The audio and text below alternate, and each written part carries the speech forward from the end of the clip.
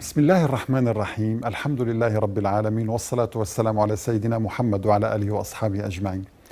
أيها السادة والسيدات، السلام عليكم ورحمة الله وبركاته، وأرحب بكم في هذا اللقاء الإيماني المبارك لنعيش رحلة رائعة في عالم المخلوقات، هذا العالم الذي سخره الله من حولنا لنتدبر بعض عجائبه ونتأمل هذه الأسرار ونستفيد منها في حياتنا.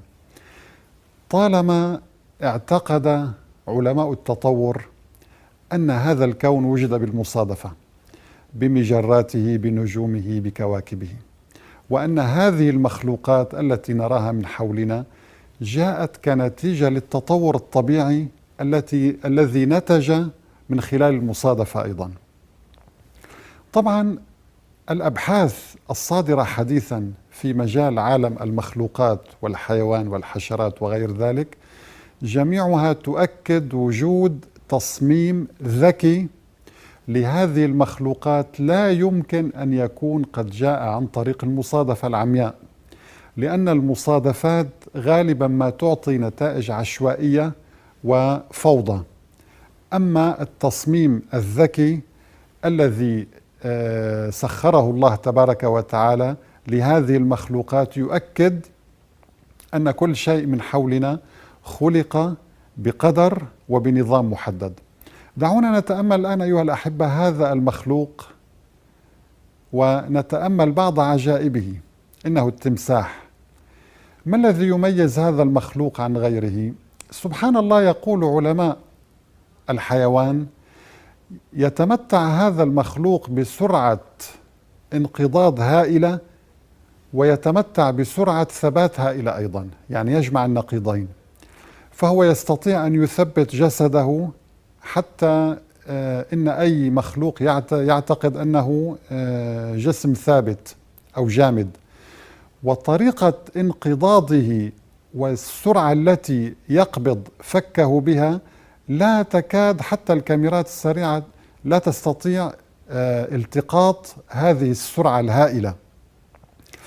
إن سرعة انقضاض هذا التمساح كما يقول، يعني كما تم قياسها، لا تتجاوز أجزاء قليلة من الثانية، وحتى تحتاج لدراسات رقمية ورياضية، لأن عملية الانقضاض عملية معقدة جدا. يتساءل كثير من الباحثين التطوريين من أين جاء دماغ التمساح الصغير بهذه المعلومات وهذه البرامج المخزنة في داخله ليتمكن من خلالها الاصطياد بهذه الطريقة السريعة جدا والمذهلة حقيقة.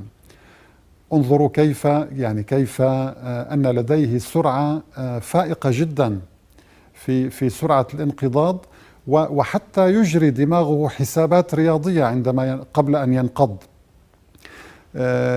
يجري كل المعادلات الرياضية والحسابات بحيث يكون الانقضاض على الفريسة ناجحا. يقول هؤلاء العلماء إن دماغ التمساح يخلق وهو مجهز بهذه التقنيات وهذه المعلومات والبرامج الخاصة. من أين جاء التمساح بهذه المعلومات؟ ومن أين جاء بهذه البرمجة المعقدة التي يستطيع من خلالها أن يقوم باكتساب رزقه؟ سبحان الله. حتى إن درجة الثبات التي يتميز بها هذا المخلوق ربما لا نجدها عند كثير من المخلوقات، على الرغم من كبر حجمه وأنه مخلوق عنيف جدا. سبحان الله. لذلك أيها الأحبة نقول دائما ونخاطب كل إنسان يعتقد أن هذا الكون وهذه المخلوقات وجدت بالمصادفة. من أين اكتسبت هذه المعلومات؟ ومن أين اكتسب التمساح هذا التصميم المبهر؟ إنه الله تبارك وتعالى الذي أراد أن يضمن لهذا المخلوق وغيره الرزق. قال تبارك وتعالى: وما من دابة في الأرض إلا على الله رزقها ويعلم مستقرها ومستودعها كل في كتاب مبين. لذلك الله تبارك وتعالى الذي خلق هذا المخلوق وسخر له هذا التصميم الفائق ليكسب رزقه قادر على أن يرزقنا نحن البشر إذا طلبنا الرزق من الله تبارك وتعالى. وآخر دعوانا أن الحمد لله رب العالمين، والسلام عليكم ورحمة الله وبركاته.